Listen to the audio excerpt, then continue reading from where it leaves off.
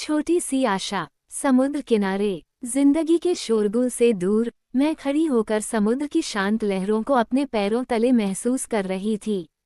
कितनी निर्मल, स्वच्छ और शांत लग रही थी आज ये लहरें। इन्हें ऐसे देख क्या कोई कह सकता है कि कुछ समय पूर्व यही लहरें तेज हवाओं के कारण उफान पर थीं। हमारी जिंदगी भी इन लहरों के समान है, कभी कभी एकदम शांत, किसी संगीतमय धुन के समान प्रतीत होती है, और कभी कभी उसमें ऐसा सैलाब आ जाता है कि वो टूटकर बिखर जाती है।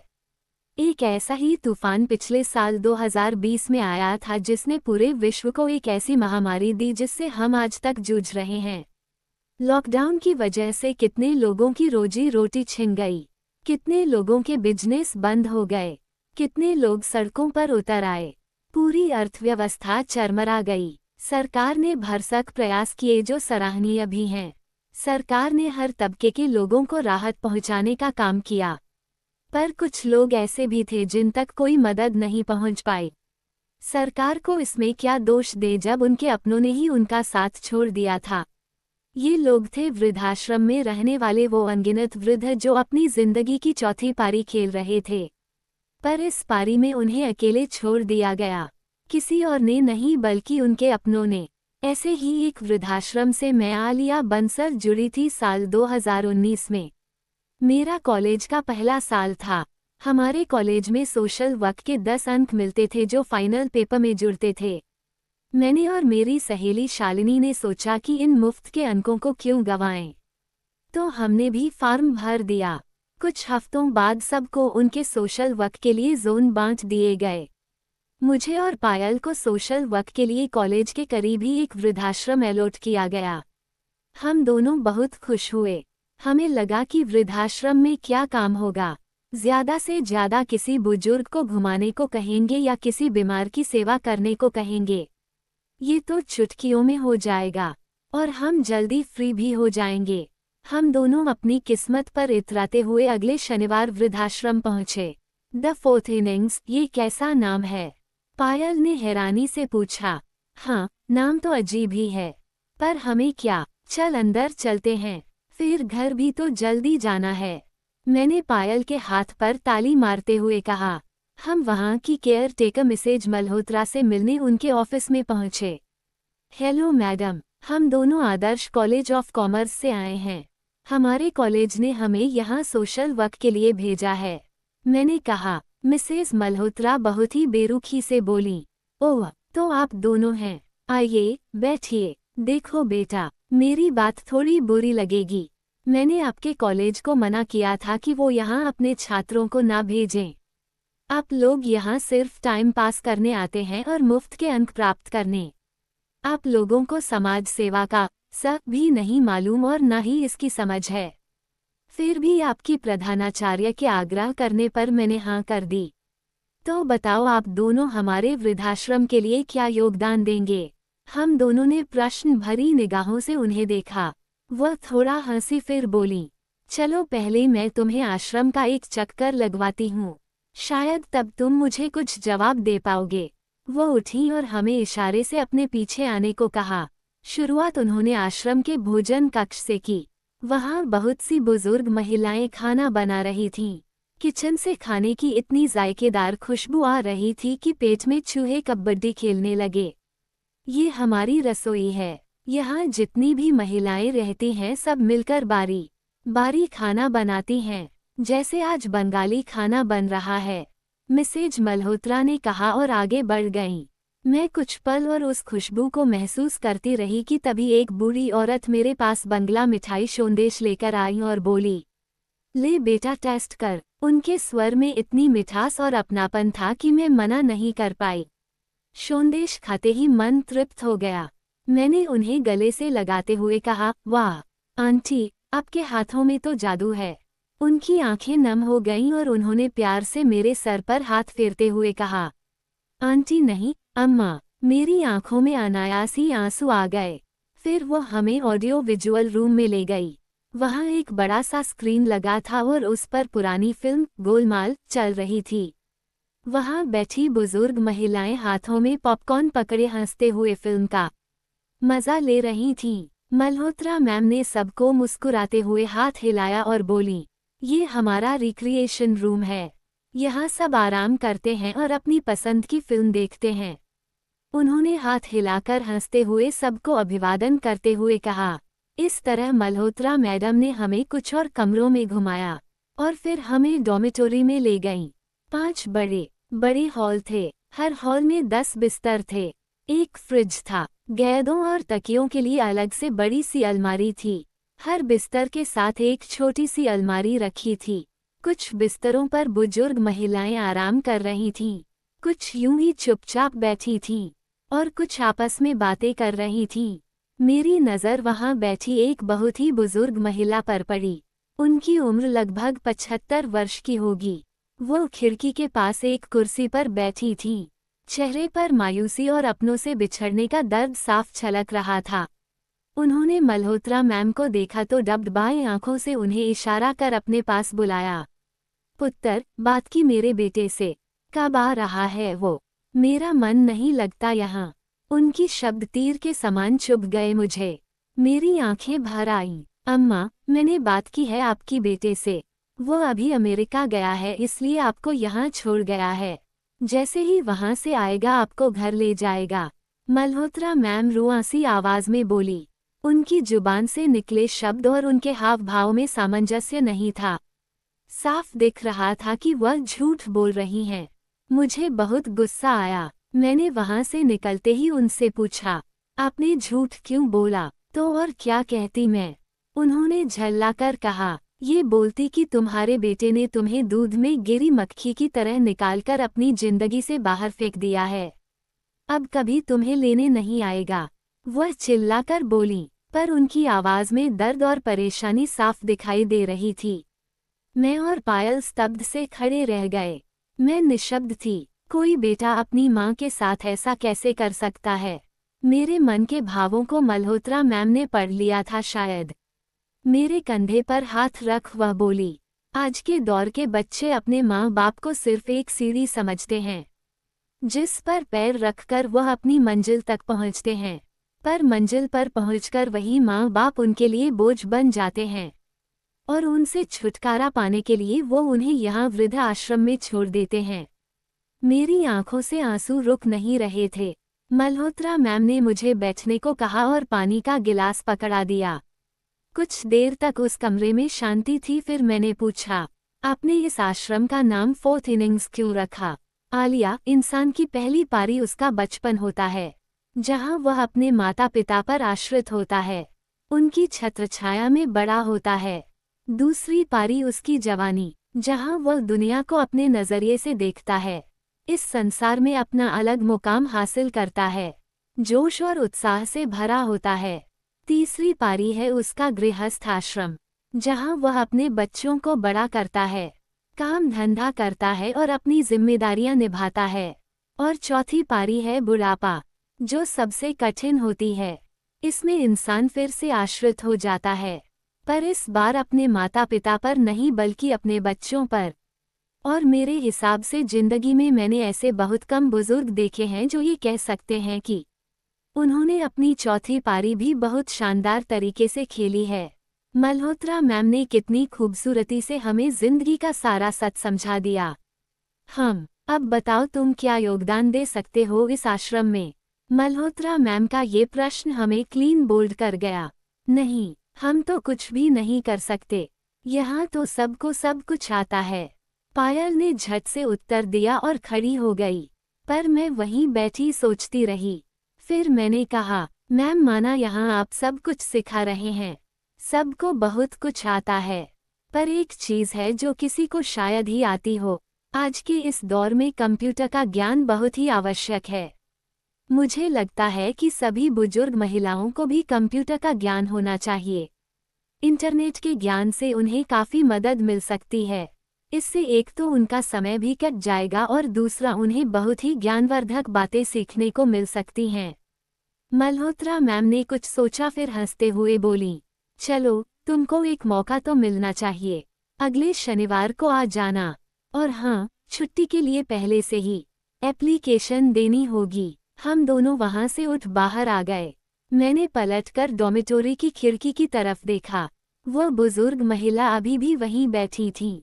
मुझे देख मुस्कुरा दी। मैंने भी मुस्कुराते हुए हाथ हिलाया और इशारों में ही उन्हें कहा कि मैं जल्दी आऊंगी। मेरी मंजिल मुझे कहाँ ले जाने वाली थी मुझे नहीं पता था। ये सफ़र मेरे लिए क्या चुनौतियां लेकर आएगा मुझे नहीं पता था। बस एक जुनून था कि मुझे इनके लिए कुछ करना है। इन सब की जिंदगी का हिस्सा बनना था मुझे। इनकी फोर्थ इनिंग्स को कामयाब बनाने में और इन्हें एक नई पहचान देने में मुझे अपना योगदान देना था। अगले शनिवार मैं एक नई ऊर्जा के साथ उठी। जल्दी से तैयार होकर पायल के साथ वृद्धाश्रम पहुंच गई। वैसे तो पायल बेमन से ही आई थी पर वो आई ये बड़ी बात थी। मल्होत्रा मैम मुझे देख थोड़ा हैरान हो गई और बोली, मैं तुम्हारे दृढ़ निश्चय से बहुत प्रभावित हुई हूँ आलिया। मुझे लगा था कि तुम शायद नहीं आओगी, पर तुम सच में हमारे साथ जुड़ना चाहती हो। इस बात की खुशी हुई। नौजवान पीढ़ी का ये जोश काबिले तारीफ है। मल्होत्रा मैम के चेहरे पर खुशी और आंखों में चमक साफ छलक रही थी। वो उठी और हमें स्टाफ रूम में ले गई। आलिया, यहाँ हमारा एक छोटा सा स्टाफ काम करता है। अकाउंट देखना, सब महिलाओं की आज तक की रिपोर्ट तैयार करना, सबकी दवाइयों का खर्च, बीमारियों की लिस्ट वगैरह सब तैयार करते हैं। शनिवार और रविवार उनकी छुट्टी होती है तो 2 दिन ये रूम खाली रहता है। 3 ही कंप्यूटर है हमारे पास। मेरे ख्याल से बहुत रहेंगे। और यह रही उनकी लिस्ट जो हमारे हिसाब से कंप्यूटर सीख पाएंगी शायद। आया अभी सबको लेकर आ रही होगी। उद्धरण चिन्ह। कुछ पल इंतजार के बाद आया 10 बुजुर्ग महिलाओं को लेकर आई। मैं थोड़ा हैरान थी क्योंकि आश्रम में बहुत सारी महिलाएं हैं। मेरे दिमाग में चल रहे प्रश्न को मल्होत्रा मैम ने पढ़ लिया था शायद। वह बोली, आलिया, कुछ महिलाओं ने तो मना कर दिया। कुछ काफी बुजुर्ग हैं तो मुझे नहीं लगता वह सीख पाएंगी। अभी इन 10 बुजुर्ग महिलाओं से ही श्री गणेश करो, बाकी तो तुम्हारे सिखाने पर निर्भर करता है। ये कहकर मैम उन सबको मेरे साथ सहयोग करने की हिदायत दे वहां से चली गईं। मैं थोड़ा घबरा रही थी, पर फिर अपने आप से किए संकल्प को याद किया और मैदान में कूद पड़ी। मैंने उन सब का अभिवादन किया और अपना परिचय दिया। आलिया, ओहो, आलिया भट्ट हो क्या? एक महिला ने चुटकी लेते हुए कहा। मुझे तो वो बिल्कुल पसंद नहीं। कितने छोटे कपड़े पहनती है। दूसरी महिला बोली, ऐसे मत बोल डियर, जिंदगी में अच्छी लग रही थी वो। एक और आवाज आई, 1 मिनट आंटी, आप सब यहाँ ध्यान दें, मुझ पर, आलिया बंसल पर, आलिया भट्ट पर नहीं। मैंने उनकी बहस को रोकते हुए कहा। तभी एक महिला जोर से हंसने लगी और बोली, बेटा, तुम पर क्या ध्यान दें? हमें कौन सा अब अपने बेटे के लिए लड़की ढूंढनी है। उनके ये कहते ही सब जोर से हंसने लगी। कॉलेज में रैगिंग नहीं हुई थी, तो आज वह कसर भी पूरी हो गई। चलिए आज हम कंप्यूटर पर कुछ मज़ेदार करेंगे। आज हम इस पर वो लिखेंगे जो हमारी पहचान बताता है। मैंने सबको अपनी तरफ आकर्षित करते हुए कहा, ऐसा क्या लिखेंगे जो हमारी पहचान है? एक आंटी बोली, हमारा नाम, वही तो हमारी पहचान है। आज हम सब अपना नाम लिखेंगे और उसको बहुत आकर्षक तरीके से सजाएंगे। फिर उसका प्रिंट निकालेंगे। मैंने और पायल ने एक कंप्यूटर पर 3 लोगों को बैठाया और एक एक करके सबको मदद की उनका नाम लिखने में। उन्हें सिखाया कि कैसे हम कलर बदल सकते हैं, कैसे फ़ॉन्ट बदलकर नाम को अलग लिखावट दे सकते हैं। धीरे धीरे सबको मज़ा आने लगा। अपने नाम को खुद खूबसूरत बनाकर सब बच्चों की तरह खुश हो रही थीं। कुछ ही देर में सबसे जान पहचान हो गई। सबके नाम पता चल गए। जब हमने उनके प्रिंट निकालकर उनको दिए तो वह सब उसको देख इतनी खुश हुई जैसे एक छोटा सा बच्चा अपनी पसंद के खिलौने को पाकर होता है। चलिए अब इस प्रिंट को आप अपने बिस्तर के साथ रखी अलमारी पर लगाएंगे, क्योंकि उस अलमारी में आपका सामान है, वो आपकी चीज़ है। मैंने उत्साहित होते हुए कहा। हम दोनों उन सब को लेकर डॉर्मिटोरी में पहुँचे। वहाँ हमने मिलकर सबके नाम वाले प्रिंट उनकी अलमारी पर चिपकाने में मदद करी। बाकी सारी महिलाएं भी उत्सुकता से सब देख रही थीं। हमने उनके नाम को और आकर्षक बनाने के लिए उन्हें बहुत से स्टिकर दिए। मंजू आंटी ने तो बहुत सारी स्माइली लगाईं। रंजना अम्मा ने अपने नाम को फूलों के स्टिकर से सजाया। विमला माँ को रंग बिरंगे सितारे बहुत भाए। सब ने अपने नाम को सुंदरता की चादर से ढक दिया। उसके बाद वह सब उसको ऐसे निहारती रहीं जैसे परिवार के सब सदस्य नवजात शिशु को निहारते रहते हैं। मैं एक प्रिंट लेकर खिड़की पर बैठी उन बुजुर्ग महिला के पास गई। अम्मा, ये आपके लिए। क्या इसे मैं आपकी अलमारी पर लगा दूं? मैंने मुस्कुराते हुए पूछा। उनकी सहमति से मैंने उनके नाम वाले प्रिंट को उनकी अलमारी पर चिपका दिया और उसे सुंदर फूल वाले स्टिकर से सजा दिया। फिर मैं उन्हें अलमारी के पास ले आई। अपने नाम को इतने सुंदर अंदाज में लिखा देख वह भावविभोर हो गई और उसे छूते हुए बोली, लो चना, सुलोचना शर्मा, कितने सालों बाद अपना नाम पढ़ा है। इधर आ गुड़िया। मैं उनके पास जाकर बैठ गई और उन्होंने मेरे सिर पर प्यार से हाथ फेरा। आंखों से आंसू ना उनके थम रहे थे और ना मेरे। नाम में क्या रखा है, ये कथन आज मुझे बेमानी लग रहा था, क्योंकि सिर्फ एक हमारा नाम ही तो है जो पूरी जिंदगी हमारे साथ रहता है। बाकी सब रिश्ते एक एक कर हमें जीवन के सफर में छोड़ जाते हैं, पर हमारा नाम आखिर तक हमारे साथ रहता है। इस दुनिया से जाने के बाद भी लोग हमें हमारे नाम से ही याद करते हैं। अब मैं सिर्फ शनिवार को ही नहीं बल्कि रविवार को भी आश्रम जाने लगी। सबके साथ समय व्यतीत करना, उनके अनुभव सुनना, अपने कॉलेज के अनुभव उनसे साझा करने में मुझे बेहद आनंद आता था। जीवन एक अवसर है जो उस परम शक्ति ने हमें दिया है जिसने ये संसार बनाया है। अब इस अवसर का हम कितना फायदा उठाते हैं ये हम पर निर्भर करता है। वृद्ध आश्रम की सभी महिलाएं इस अवसर का फायदा क्यों नहीं उठा सकती? ऐसा क्या है जो उन्हें रोकता है? यही प्रश्न मन में लिए मैं आश्रम पहुंची। मल्होत्रा मैम को अपनी योजना के बारे में बताया जिससे आश्रम की महिलाएं भी आत्मनिर्भर बन सकती थीं। मैम, मंजू आंटी, कांता माँ, शकुंतला दादी, ये सब कितनी अच्छी कढ़ाई करती हैं। हम इनकी कढ़ाई को रुमाल, वी कवर इत्यादि पर बनवाकर ऑनलाइन ऐप्स पर बेच सकते हैं। आजकल घर के भीतर लगाए जाने वाले पौधों की बहुत मांग है। बेबे, आशा ताई, कमला ताई, सविता दादी, सबको पौधों की बहुत समझ है। हम किसी नर्सरी से अनुबंध करके इसकी भी ऑनलाइन बिक्री कर सकते हैं। मैंने अपनी सारी योजना उन्हें समझा दी। हमने सबको इकट्ठा किया और मैम ने मेरी योजना सबको बताई। कुछ बुजुर्ग महिलाओं को पसंद नहीं आई, क्योंकि उम्र के इस पड़ाव पर आकर वह फिर से एक नई शुरुआत करने से कतरा रही थीं। पर ज्यादातर महिलाओं ने हमारी बात को समझा और माना, क्योंकि उन्हें आत्मनिर्भर बनने का मौका मिल रहा था, जो शायद उनमें से काफ़ी महिलाओं को कभी मिला ही नहीं था। वो सदैव अपनी आजीविका के लिए अपने पिता, पति या पुत्र पर ही निर्भर रही थीं। आज उनके पास अवसर था अपनी पहचान बनाने का। 1 महीने के भीतर सब तैयारियां हो गई। हालांकि मुझे अंदाजा था कि हम एक साथ बहुत सामान नहीं बना सकते क्योंकि उम्र का भी तकाजा है। तेज काम करना अब उन सब के बस की बात नहीं थी। पायल ने इसका एक बहुत सही उपाय निकाला। क्यों ना हम एक तरह का कोचिंग संस्थान खोलें। यहाँ पर ऐसी बहुत सी लड़कियां हैं जो सिलाई कढ़ाई सीखना चाहेंगी, बागवानी सीखना चाहेंगी। बस सब दादियां मिलकर उनको सिखा भी देंगी और बिक्री के लिए माल भी तैयार हो जाएगा। पायल ने निस्संदेह एक बढ़िया सुझाव दिया। हमने मल्होत्रा मैम से और वहां सभी महिलाओं से इस बात के बारे में वार्तालाप किया। सुझाव सबको पसंद आया। हमने कंप्यूटर पर ब्रोशर छापे। आधे माह में ही करीबन 5-6 लड़कियां सिलाई कढ़ाई सीखने आ गई। इससे सिलाई कढ़ाई विभाग को तो मदद मिल गई। अब बागवानी के लिए हमने अपने दोस्तों से कॉलेज में बात करी। 6-7 दोस्त हमारी मदद को तैयार हो गए। लगभग 2-3 महीने में एक अच्छा व्यवसाय तैयार हो गया। मेरी सभी दादियां बहुत खुश थीं। सब सुबह से शाम तक कार्य में व्यस्त रहती थीं। अब किसी को भी अपने बेटे, पोता पोती और परिवार की ज्यादा याद नहीं सताती थी। वह मुंह छोड़कर आगे बढ़ना सीख चुकी थीं। मल्होत्रा मैम सबके इस बदलते रूप को देखकर बहुत प्रसन्न होती थीं। वह भावविभोर हो हमसे बोली, आलिया और पायल, काया पलट हो गई आश्रम की।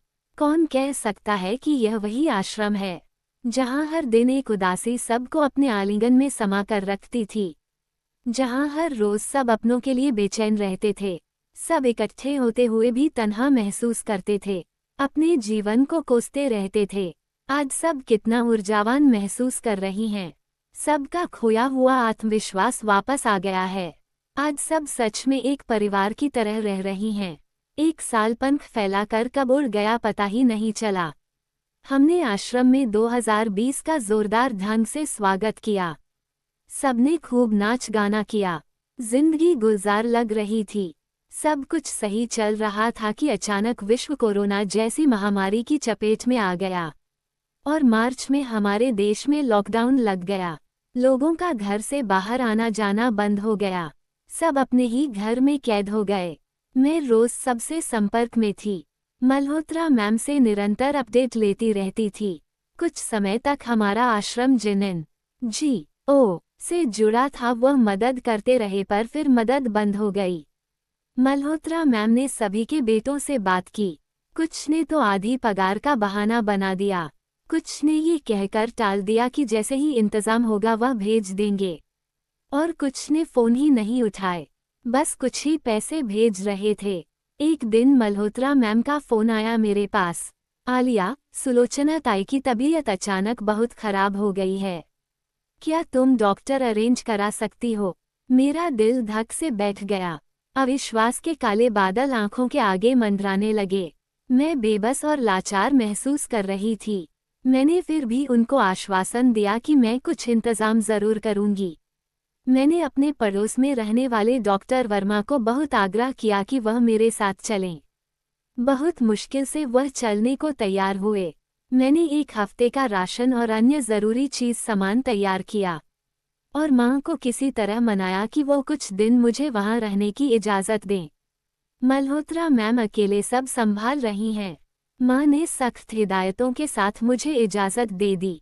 डॉक्टर वर्मा ने सुलोचना दादी को चेक करके कहा, मैं आपको झूठी दिलासा नहीं देना चाहता, इनकी सांस की तकलीफ बहुत ज़्यादा बढ़ गई है, कितने दिन निकाल पाएंगी कहना मुश्किल है। डॉक्टर वर्मा ने दबी आवाज में कहा। मल्होत्रा मैम और मेरी आंखों में आंसू थे। हम सुलोचना दादी को खोना नहीं चाहते थे। तभी भैया डॉक्टर का लिखा इंजेक्शन ले आया। डॉक्टर वर्मा ने मुझे इंजेक्शन भरना और लगाना सिखा दिया। फिर वो हमसे इजाज़त लेकर भाई के साथ वापस चले गए। मैं डॉर्मिटोरी में गई और सबसे मिली। सबका शरीर और मन दोनों ही थके हुए थे। काफी दिनों से आश्रम की सफाई भी नहीं हुई थी। सिर्फ आशा ही है यहाँ। ये बेचारी जितना कर पाती है कर लेती है। मैं भी सफाई में इसकी कुछ मदद कर देती हूँ, मल्होत्रा मैम ने बताया। सुलोचना दादी की तबीयत बिगड़ती जा रही थी। उनको सांस लेने में बहुत दिक्कत हो रही थी। मैंने कहीं से ऑक्सीजन का इंतजाम किया, पर उन्हें हॉस्पिटल में भर्ती कराने की ज़रूरत थी, लेकिन बेड की कमी की वजह से हमें कहीं जगह नहीं मिल रही थी। किसी तरह बहुत भागदौड़ के बाद हम एम्बुलेंस का इंतजाम कर पाए। हम सब बेसब्री से एम्बुलेंस का इंतजार कर रहे थे। तभी कांता माँ की आवाज़ आई। हम सब भागकर अंदर गए। सुलोचना दादी हम सब को छोड़कर जा चुकी थीं। उनका जराजीर्ण शरीर बिस्तर पर पड़ा था। हम सब शून्य में उन्हें देख रहे थे। तभी एम्बुलेंस की आवाज़ ने कमरे में फैले सन्नाटे को तोड़ा। उसके पीछे भाई की गाड़ी थी। उसने जल्दी से 2 कर्मचारियों को स्ट्रेचर लेकर अंदर दौड़ाया। दरवाजे पर आते ही उसने मुझे पुकारा। मैं भागकर भाई से लिपट कर रोने लगी। वह भी स्तब्ध खड़ा हो गया। उसे भी विश्वास नहीं हुआ। एम्बुलेंस लेकर जाने लगी सुलोचना दादी को। जिस एम्बुलेंस को उनकी जान बचाने के लिए बुलाया था उसी में उनको अंतिम विदाई देनी पड़ी। शायद हमें देर हो गई उनको हॉस्पिटल में एडमिट कराने में। सबने हाथ जोड़कर उनको अंतिम विदाई दी। दादी अपने अंतिम सफ़र पर चल दी। हम सारी जिंदगी रिश्तों के मोह में उलझे रहते हैं। उन्हीं के इर्द गिर्द हमारी जिंदगी चलती है। उनके लिए हम लड़ते हैं, उनके लिए परेशान होते हैं, उनसे आशाएं और उम्मीदें रखते हैं।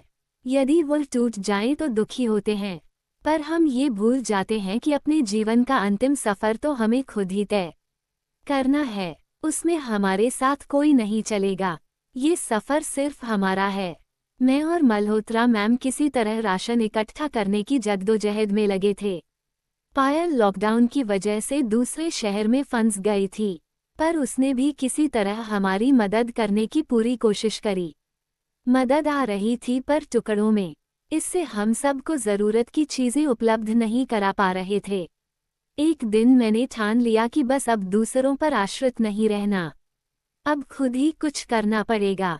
सबको बुलाकर मैंने सबको समझाते हुए कहा, इस लॉकडाउन ने बहुत से लोगों के काम धंधे छीन लिए, बेरोजगारी बढ़ गई है, पर ऐसे बहुत से लोग हैं जो घर आराम से तो बैठे हैं पर उन्हें कुछ दिक्कतों का सामना कर पड़ रहा है। जैसे ऐसे बहुत से विद्यार्थियों को हॉस्टल में या उनके द्वारा लिए किराए के मकान में बैठना पड़ रहा है, और उनकी सबसे बड़ी समस्या है कि उन्हें ढंग का खाना नहीं मिल रहा, क्योंकि होटल, रेस्टोरेंट, ढाबे सभी बंद हैं। उन्हें खुद बनाना पड़ रहा है, और बहुत से ऐसे हैं जिन्हें खाना बनाना आता ही नहीं। हाँ, बेचारे बच्चे। पर इस सब में हम क्या कर सकते हैं? मंजू आंटी ने कहा, इसमें आप लोग ही तो मदद कर सकते हैं। देखिए, आप सब बहुत अच्छा खाना बनाते हैं, तो क्यों ना हम टिफ़िन बॉक्स की प्रक्रिया शुरू करें। ऐसे बहुत से हॉस्टल हैं जहां हम अपने बनाए घर के खाने को पहुंचा सकते हैं। बदले में एक कीमत रखेंगे जो ज़्यादा महंगी ना हो, और खाना बनाने के बर्तन तो हैं ही हमारे पास। खाना पैक करके भरने के लिए डब्बे हम थोक में मेरे एक मित्र के पापा की दुकान से ले सकते हैं। उनको पैसों का भुगतान हम धीरे धीरे कर सकते हैं। सबने मेरी बात मान ली, शायद इसलिए कि वह मुझे हताश नहीं देखना चाहते थे या फिर इसलिए कि उन्हें मुझ पर भरोसा था। दोनों बातों में से जो भी वजह रही हो, पर आशा की किरण अभी भी कायम थी। अगला एक हफ्ता बहुत मेहनत का था। हम सबने मेहनत करके ही पैम्फलेट तैयार किए। मैंने उन्हें अपने सारे सोशल मीडिया अकाउंट पर डाल दिया, अपने सभी नए पुराने दोस्तों को मेल से, मैसेज साइट से, सब तरह से भेजा। सिर्फ मैंने ही नहीं, पायल, भाई, माँ, पापा और घर के सभी रिश्तेदारों ने इसको सोशल मीडिया के द्वारा प्रचारित किया। हमारी मेहनत रंग लाई। किचन के शुभारंभ से 2 दिन पहले हमें करीब 15 ऑर्डर मिले। कुछ मेरे ही कॉलेज के दोस्तों के थे जो हॉस्टल में रह रहे थे और स्वच्छ और स्वादिष्ट भोजन के लिए तरस रहे थे। कुछ ऐसे विद्यार्थी थे जो हॉस्टल में नहीं अपितु बाहर किराए पर रहते थे और खुद ही अपना खाना बना रहे थे, पर समस्या थी कि उनको खाना पहुंचाएं कैसे। आशा ने थोड़ा झिझकते हुए कहा, मैम, मेरा पति खाली बैठा है आजकल, वह साइकिल पर दे आएगा, और जब आपका काम चल जाए तो कुछ दे देना रोज का उसको। आखिरकार सभी पड़ाव को पार कर हमारी किचन शुरू हुई। हमारी प्यारी दादियों ने बहुत जायकेदार खाना बनाया।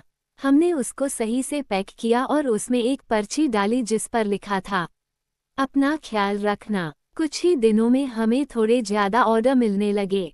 पायल के दिमाग में एक उपाय आया जिसे मैंने यहाँ बैठकर कार्यान्वित किया। मैंने किचन में खाना बना रही सभी दादियों का एक वीडियो बनाया और एक यूट्यूब चैनल बनाया दादी के किचन से, और उस पर उस वीडियो को भेज दिया। एक ही दिन में वह वीडियो बहुत लोगों ने पसंद किया और इससे हमें ज़्यादा ऑर्डर मिलने लगे। अब हम सुबह का नाश्ता, दोपहर का खाना दोनों बनाने लगे। तकरीबन 1 महीने बाद पापा ने हमारे लिए एक कंपनी भी दर्ज करा दी और समस्त औपचारिकताएं और दस्तावेज भी इकट्ठे कर लिए। अब हम ऑनलाइन खाने का ऑर्डर लेने वाली फूड डिलीवरी संस्थानों में अपनी छोटी सी कंपनी को दर्ज करा सकते थे। फिर क्या था, हमने अपनी कंपनी दादी के किचन से को 2-3 ऑनलाइन कंपनी में दर्ज करा दिया। क्योंकि हम थोड़ा बहुत पहले ही मशहूर हो चुके थे इसलिए जल्द ही ऑर्डर आने लगे। बंगाली, पंजाबी, गुजराती, राजस्थानी, मद्रासी, हर तरह का मेन्यू हमारी किचन से जाने लगा। आज 2022 में भले ही कोरोना महामारी से अभी तक हमें मुक्ति नहीं मिल पा रही है, पर हमारी 4th इनिंग्स के आश्रम की समस्त दादियां अपने मोह के बंधनों से मुक्त हो गई थीं। आज वो खुली हवा में सांस ले सकती हैं, अपने पंख फैला उन्हें जिस दिशा में चाहे मोड़ सकती हैं। दादी के किचन से आज बहुत अच्छा चल रहा है। मंजू आंटी और सरला ताई कंप्यूटर के जरिए सारे ऑर्डर संभाल लेती हैं। आज उन्हें मेरी भी आवश्यकता नहीं पड़ती। और यही तो मैं चाहती थी, वो पूरी तरह से आत्मनिर्भर बन जाएं।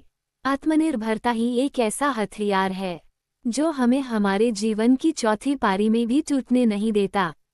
मैं हमारे समस्त बुजुर्गों से यही कहना चाहूंगी कि जीवन चलने का नाम है।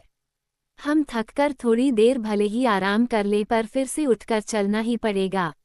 अपने जीवन को कभी भी लक्ष्य विहीन न होने दें। नई तकनीकों को सीखने में कोई बुराई नहीं है, उसे अपनाएं और आज की पीढ़ी के साथ कदम से कदम मिलाकर चलें। लोग पुराने नहीं होते, उनकी सोच पुरानी हो जाती है। उन्हें अपनी सोच को नई दिशा प्रदान करनी पड़ेगी। आज आश्रम की सभी महिलाओं ने अपनी एक अलग पहचान बनाई है। उन्हें आज किसी की पत्नी, किसी की मां के रूप में नहीं अपितु उनके नाम से जाना जाता है। लगभग 2 साल पहले उन्होंने अपना नाम लिखकर उसे सजाया था। आज उनके उसी नाम से उन्हें एक नई पहचान मिली है। आज उन्होंने अपने अस्तित्व को खोज लिया है। अपने सपनों को साकार करने की कोई उम्र नहीं होती। इन सबका सपना था खुद को आत्मनिर्भर बनाने का, खुद की एक पहचान बनाने का। भले ही उस सपने को साकार होने में वक्त लगा, पर सपने देखेंगे तभी तो उनके साकार होने की उम्मीद करेंगे। अगर आप लोगों को यह वीडियो पसंद आए हो तो प्लीज़ चैनल को सब्सक्राइब करें, लाइक करें, कमेंट में यह ज़रूर बताएं कि यह कहानी आपको कैसी लगी।